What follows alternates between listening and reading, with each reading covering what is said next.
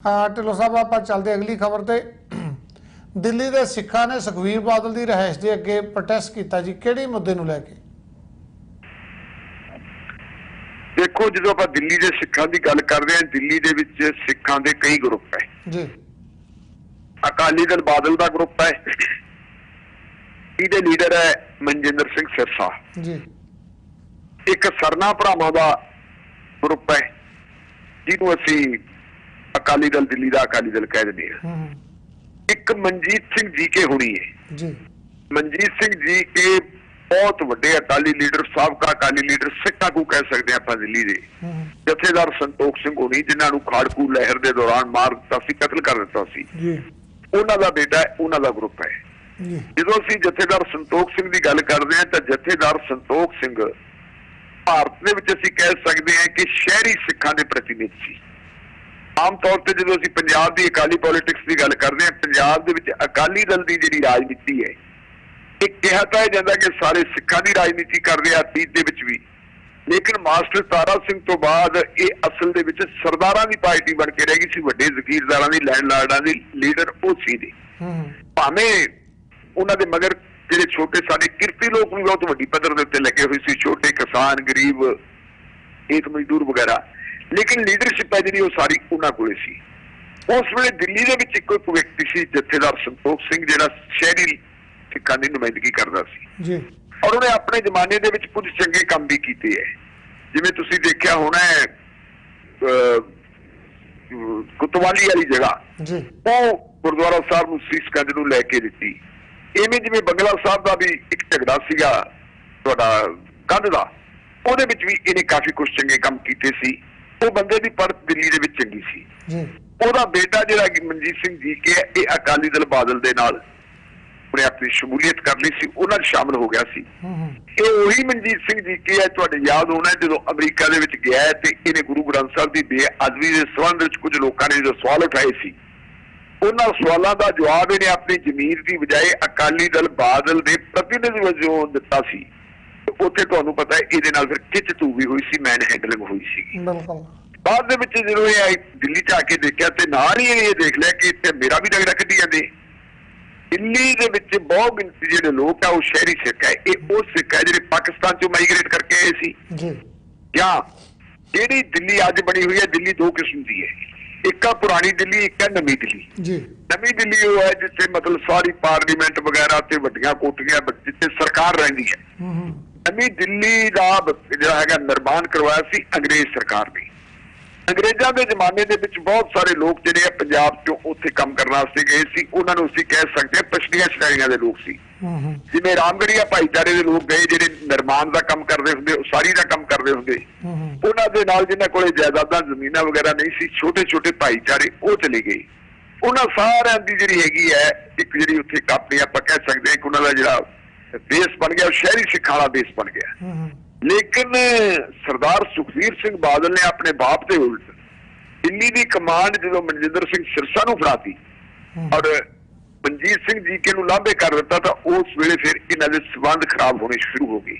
जिहड़ा मनजीत सिंह जी के सुबह तो लैके शाम तक 3 बारी सुखबीर सिंह बादल की हाजिरी लाउंदा हुंदा सी कल वो मनजीत सिंह जी के सैकड़े बंदियां नूं नाल लैके सरदार सुखबीर सिंह बादल की जिहड़ी दिल्ली की रिहायश है उस रिहायश के सामने जाते हैं तो उत्थे बाहर वो धरना लाते हैं। पहले उन्होंने नारे भी लाए लेकिन जो दिल्ली पुलिस ने क्या दफा 144 लगी है तो फिर उन्होंने गुरु महाराज का पाठ करना शुरू कर दिता सी। जपजी साहब का पाठ किया चौपाई साहब का पाठ किया पाठ उन्होंने लगातार पाठ करते रहे। वो तो प्रोटेस्ट करने तो बाद वो आपको अपने घरों नूं आ गई। उसी सवाल पूछा सी कि लोड़ की पैगी प्रोटेस्ट उन्होंने क्यों किया है। प्रोटेस्ट इस करके करना पिया क्योंकि शुरू तुहानूं पता है भी पंजाब दे विच गुरु ग्रंथ साहब की बेअदबी दीआं घटनावां नूं लैके एक बहुत वड्डा अंदोलन शुरू होया सी। ये बेअदबी दीआं घटनावां जिहड़ियां चंदी साहब है 2015-16 दे विच वापरियां सी। उस समय दौरान ही अमृतसर साहब विखे जिथे साडा प्रकाशन घर हैगा गुरु ग्रंथ साहब जी का प्रकाश आपां प्रकाश जिहड़े है स्वरूप जिहड़े हैगे उन्हां दा प्रकाशन हुंदा है उत्ते एक बारी अग लग गई सी ते अग नाल ते पानी दे नाल 14 के करीब कहते हैं जी स्वरूप नुकसाने गए सी जिन्हां नूं यह दावा किया गया है कि गोविंदवाल साहब ले आके असीं उन्हां दा संस्कार करता सी। ਲੇਕਿਨ ਪੰਜਾਬ ਹਿਊਮਨ ਰਾਈਟਸ ਆਰਗੇਨਾਈਜੇਸ਼ਨ ਨਾਂ ਦੀ ਇੱਕ ਜਥੇਬੰਦੀ ਹੈ, ਜਿਸ ਜਥੇਬੰਦੀ ਦੇ ਕਰਤਾ ਧਰਤਾ ਜਾਂ ਆਗੂ ਸੇਵਾ ਮੁਕਤ ਜੱਜ ਜਸਟਿਸ ਅਜੀਤ ਸਿੰਘ ਬੈਂਸ ਹੋਰੀ ਹੈ।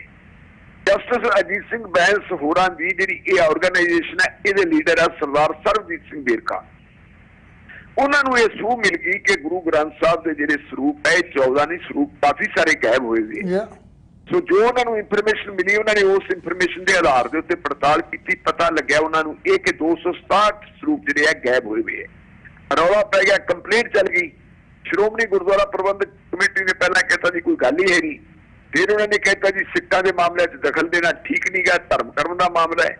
ਰੌਲਾ ਜਦੋਂ ਜ਼ਿਆਦਾ ਵੱਧ ਗਿਆ ਤਾਂ ਫਿਰ ਇਹਨਾਂ ਨੇ ਅਕਾਲ ਤਖਤ ਸਾਹਿਬ ਦੇ ਸਿੰਘ ਸਾਹਿਬ ਨੂੰ ਚਿੱਠੀ ਲਿਖ ਦਿੱਤੀ ਸੀਗੀ ਐਕਟਿੰਗ ਜਥੇਦਾਰ ਭਾਈ ਹਰਪ੍ਰੀਤ ਸਿੰਘ ਹੋਰਾਂ ਨੂੰ ਕਿ ਇਸ ਮਾਮਲੇ ਦੀ ਪੜਤਾਲ ਕਰਵਾ ਲਓ ਤੇ ਭਾਵੇਂ ਹਾਈ ਕੋਰਟ ਦੇ ਜੱਜ ਤੋਂ ਪੜਤਾਲ ਕਰਵਾ ਲਓ। ਹਾਈ ਕੋਰਟ ਦੀ ਜੱਜ ਮੈਡਮ ਨਵਿਤਾ ਸਿੰਘ ਨੂੰ ਬੇਨਤੀ ਕੀਤੀ, ਉਹਨਾਂ ਨੇ ਪਹਿਲਾਂ ਪ੍ਰਵਾਨ ਕਰ ਲਿਆ ਵੀ ਕੋਈ ਗੱਲ ਨਹੀਂ ਜੀ ਮੈਂ ਪੜਤਾਲ ਕਰੂੰਗੀ, ਲੇਕਿਨ ਬਾਅਦ ਦੇ ਵਿੱਚ ਉਹਨਾਂ ਨੇ ਪੜਤਾਲ ਚੋਂ ਆਪਣੇ ਆਪ ਨੂੰ ਲਹਿਦਾ ਕਰ ਲਿਆ, ਕੁਝ ਮਜਬੂਰੀਆਂ ਕਹਿ ਕੇ, ਘਰੇਲੂ ਮਜਬੂਰੀਆਂ ਕਹਿ ਕੇ। ਔਰ ਝਾਰਖੰਡ ਹਾਈ ਕੋਰਟ ਦੇ ਵਕੀਲ ਆ ਸਰਦਾਰ ਈਸ਼ਰ ਸਿੰਘ, ਜਿਹੜੇ ਸਹਾਇਕ ਲਾਏ ਸੀ, ਉਹਨਾਂ ਨੂੰ ਕਹਿੰਦਾ ਤੁਸੀਂ ਇਨਕੁਆਇਰੀ ਕਰ ਲਓ। ਉਹਦੀ ਇਨਕੁਆਇਰੀ ਰਿਪੋਰਟ ਆ ਗਈ ਹੈ ਜੀ, ਸਿੰਘ ਸਾਹਿਬਾਨ ਕੋਲ ਚਲੀ ਗਈ। 1000 ਪੇਜ ਦੀ ਇਨਕੁਆਇਰੀ ਰਿਪੋਰਟ ਹੈ ਤੇ ਉਸ ਇਨਕੁਆਇਰੀ ਰਿਪੋਰਟ ਦੇ ਆਧਾਰ ਦੇ ਉੱਤੇ ਸਿੰਘ ਸਾਹਿਬ ਨੇ ਕਹਿ ਦਿੱਤਾ ਸ਼੍ਰੋਮਣੀ ਗੁਰਦੁਆਰਾ ਪ੍ਰਬੰਧਕ ਕਮੇਟੀ ਨੂੰ ਕਿ ਜਿਹੜੇ ਜ਼ਿੰਮੇਵਾਰ ਲੋਕ ਆ ਉਹਨਾਂ ਦੇ ਖਿਲਾਫ ਕਾਰਵਾਈ ਕਰੋ ਜੀ। ਸ਼੍ਰੋਮਣੀ ਕਮੇਟੀ ਨੇ ਆਪਣੇ ਕਈ ਮੁਲਾਜ਼ਮਾਂ ਨੂੰ ਡਿਸਮਿਸ ਕਰ ਦਿੱਤਾ ਹੈ, ਕਈਆਂ ਨੂੰ ਸਸਪੈਂਡ ਕਰ ਦਿੱਤਾ ਹੈ, ਕਈਆਂ ਦੇ ਖਿਲਾਫ ਕਹਿੰਦੇ ਜੀ ਅਸੀਂ ਪੁਲਿਸ ਐਕਸ਼ਨ ਵੀ ਕਰਾਂਗੇ। ਡਾਕਟਰ ਰੂਪ ਸਿੰਘ ਜਿਹੜੇ ਸ਼੍ਰੋਮਣੀ ਕਮੇਟੀ ਦੇ ਸਕੱਤਰ ਜਨਰਲ ਸੀ, ਉਹਨਾਂ ਤੋਂ ਵੀ ਅਸਤੀਫਾ ਲੈ ਲਿਆ, ਕਹਿੰਦੇ ਜੀ ਅਸਤੀਫਾ ਸੀ ਉਹਨਾਂ ਤੋਂ ਵੀ ਲੈ ਲਿਆ।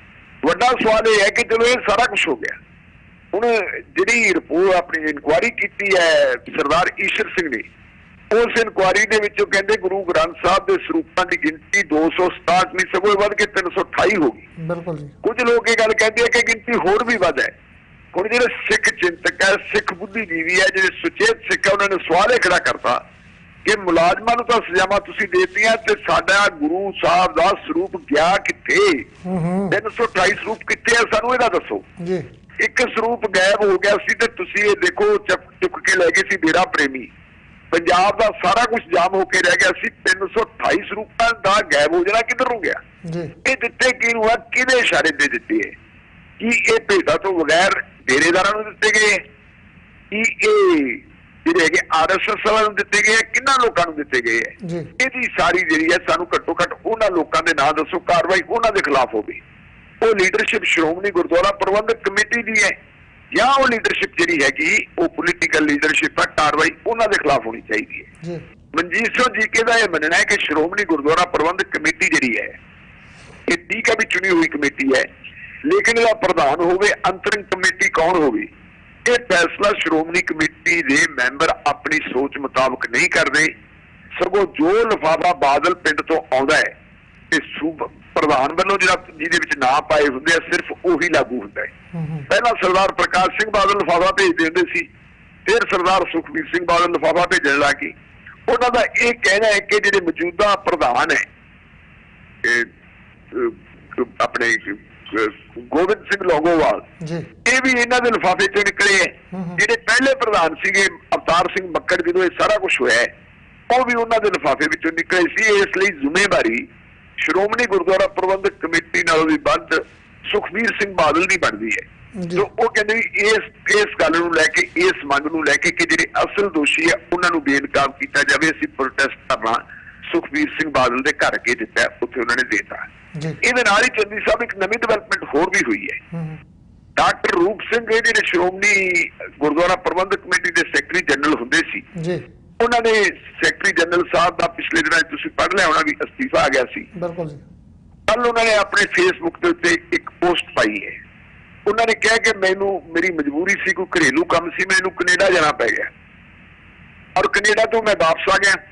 ਮੈਂ ਬਕਾਇਦਾ ਦੱਸ ਕੇ ਪ੍ਰਵਾਨਗੀ ਲੈ ਕੇ ਛੁੱਟੀ ਲੈ ਕੇ ਗਿਆ ਸੀ ਸ਼੍ਰੋਮਣੀ ਕਮੇਟੀ ਤੋਂ। ਵਾਪਸ ਆ ਕੇ ਮੈਂ ਆਪਣੇ ਘਰ ਇਕਾਂਤਵਾਸ ਹਾਂ। ਮੇਰਾ ਜਿਹੜਾ ਮੈਂ ਅਸਤੀਫਾ ਦਿੱਤਾ ਹੈ, ਮੈਂ ਅਸਤੀਫਾ ਨੈਤਿਕ ਆਧਾਰ ਤੇ ਦਿੱਤਾ ਕਿਉਂਕਿ ਮੈਂ ਸ਼੍ਰੋਮਣੀ ਗੁਰਦੁਆਰਾ ਪ੍ਰਬੰਧਕ ਕਮੇਟੀ ਦਾ ਸੈਕਟਰੀ ਜਨਰਲ ਸੀ, ਲੇਕਿਨ ਮੇਰਾ ਇਹਦੇ ਵਿੱਚ ਕਸੂਰ ਕੋਈ ਨਹੀਂ। ਉਹਨਾਂ ਨੇ ਕਿਹਾ ਕਿ ਮੈਂ ਮੈਨੂੰ ਇੱਕ ਸਾਜ਼ਿਸ਼ ਦੇ ਤਹਿਤ ਬਦਨਾਮ ਕੀਤਾ ਜਾਂਦਾ ਹੈ। ਮੈਨੂੰ ਇਉਂ ਪੇਸ਼ ਕੀਤਾ ਜਾ ਰਿਹਾ ਹੈ ਕਿ ਜਿਵੇਂ ਗੁਰੂ ਗ੍ਰੰਥ ਸਾਹਿਬ ਦੇ ਜਿਹੜੇ ਸਰੂਪ ਗਾਇਬ ਹੋਏ ਹੈ ਉਹਨਾਂ ਨੂੰ ਗਾਇਬ ਕਰਨ ਦੀ ਸਾਜ਼ਿਸ਼ ਦੇ ਵਿੱਚ ਮੈਂ ਵੀ ਹਾਂ। ਅਸਲ ਦੇ ਵਿੱਚ ਕਸੂਰਵਾਰ ਮੈਂ ਨਹੀਂ, ਕਸੂਰਵਾਰ ਕੁਝ ਹੋਰ ਬੰਦੇ ਹੈ ਜੀ। ਉਹਨਾਂ ਨੇ ਬੜੇ ਮਿੱਠੇ ਜਿਹੇ ਸ਼ਬਦਾਂ ਦੇ ਨਾਲ ਇਹ ਗੱਲ ਲਿਖੀ ਹੈ ਕਿ ਕੌਣ ਬੰਦੇ ਹੈ, ਕਿਹਨੇ ਕੀ ਨੁਕਸਾਨ ਕੀਤਾ, ਗੁਰੂ ਗ੍ਰੰਥ ਸਾਹਿਬ ਦੇ ਸਰੂਪ ਕਿੱਥੇ ਗਏ ਹੈ। ਇਹ ਸਾਰੀ ਗੱਲ ਜਦੋਂ ਮੈਂ ਇਕਾਂਤਵਾਸ ਤੋਂ ਬਾਹਰ ਆ ਗਿਆ, ਮੇਰਾ ਇਕਾਂਤਵਾਸ ਮੁੱਕ ਗਿਆ, ਤਾਂ ਫਿਰ ਆ ਕੇ ਇਹ ਸਾਰੀ ਗੱਲ ਮੈਂ ਜਨਤਕ ਕਰੂੰਗਾ, ਲੋਕਾਂ ਦੇ ਸਾਹਮਣੇ ਦੱਸੂਗਾ ਜੀ। ਉਹਨਾਂ ਦੇ ਨਾਲ ਹੀ ਇੱਕ ਹੋਰ ਜਿਹੜੇ ਸਕੱਤਰ ਸਾਹਿਬ ਹੈ, ਉਸ ਸਕੱਤਰ ਸਾਹਿਬ ਨੇ ਵੀ ਉਹਨਾਂ ਦੀ ਪੋਸਟ ਉੱਤੇ ਪ੍ਰਤੀਕਰਮ ਕੀਤਾ ਹੈ। ਉਹਨਾਂ ਨੇ ਕਿਹਾ ਜੀ ਬਹੁਤ ਲੰਬੇ ਸਮੇਂ ਤੋਂ ਅਸੀਂ ਦੋਨੇ ਜਾਣੇ ਸੈਕਟਰੀ ਜਿਹੜੇ ਹੈਗੇ, ਵੱਡੇ ਸੈਕਟਰੀ ਡਾਕਟਰ ਰੂਪ ਸਿੰਘ ਹੁੰਦੇ ਸੀ, ਛੋਟਾ ਸੈਕਟਰੀ ਮੈਂ ਸੀ, ਪਰ ਅਸੀਂ ਇਹ ਸਾਰਾ ਜਿਹੜਾ ਘਟਨਾਕ੍ਰਮ ਹੈ ਇਹਦੇ ਨਾਲ ਜੁੜੇ ਹੋਏ ਹਾਂ ਸਭ ਕੁਝ। ਤੇ ਸਮਾਂ ਹੁਣ ਥੋੜਾ ਜਿਹਾ ਅਸੀਂ ਸਾਰਾ ਜੋ ਕੁਛ ਹੈਗਾ ਉਹ ਕੱਚਾ ਚਿੱਟਾ ਖੋਲ ਕੇ ਜਨਤਾ ਦੇ ਸਾਹਮਣੇ ਰੱਖ ਦਿਆਂਗੇ। ਸੋ ਹੁਣ ਲੱਗਦਾ ਇਹ ਹੈ ਕਿ ਗੁਰੂ ਗ੍ਰੰਥ ਸਾਹਿਬ ਦੀ ਬੇਅਦਬੀ ਤੋਂ ਬਾਅਦ ਜਿਹੜੇ ਗੁਰੂ ਗ੍ਰੰਥ ਸਾਹਿਬ ਦੇ 328 ਜਾਂ 328 ਸਰੂਪਾਂ ਤੋਂ ਵੱਧ ਸਰੂਪ ਗਾਇਬ ਹੋਏ ਹੈ।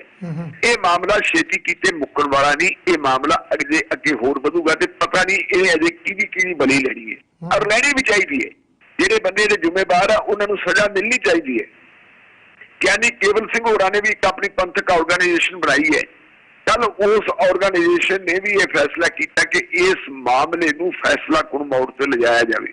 ਸੋ ਬਹੁਤ ਵੱਡੇ ਪੱਧਰ ਦੇ ਉੱਤੇ ਜਿਹੜੀ ਹੈਗੀ ਹੈ, ਦੇਖਣ ਨੂੰ ਤਾਂ ਨਹੀਂ ਲੱਗਦੀ ਆਪਾਂ ਨੂੰ, ਅੰਦਰੇ ਕਹੇ ਜਿਹੀ ਅੱਗ ਜਿਹੜੀ ਹੈ ਸੁਲਗ ਰਹੀ ਹੈ, ਜਿਹੜੀ ਅੱਗ ਕਈ ਘਰਾਂ ਨੂੰ ਜਿਹੜਾ ਹੈ ਆਪਣੇ ਲਪੇਟੇ ਦੇ ਵਿੱਚ ਲਊਗੀ। ਕਿਉਂਕਿ ਗੁਰੂ ਗ੍ਰੰਥ ਸਾਹਿਬ ਦੇ ਸਰੂਪਾਂ ਦੀ ਜਿਹੜੀ ਹੈ ਗੁੰਮਸ਼ੁਦਗੀ, ਇਹਨੂੰ ਵੀ ਆਪਾਂ ਬੇਅਦਬੀ ਤੋਂ ਘੱਟ ਕਰਕੇ ਨਹੀਂ ਦੇਖ ਸਕਦੇ। ਇਹ ਵੀ ਇੱਕ ਕਿਸਮ ਦੀ ਬੇਅਦਬੀ ਹੀ ਹੈ ਜੀ।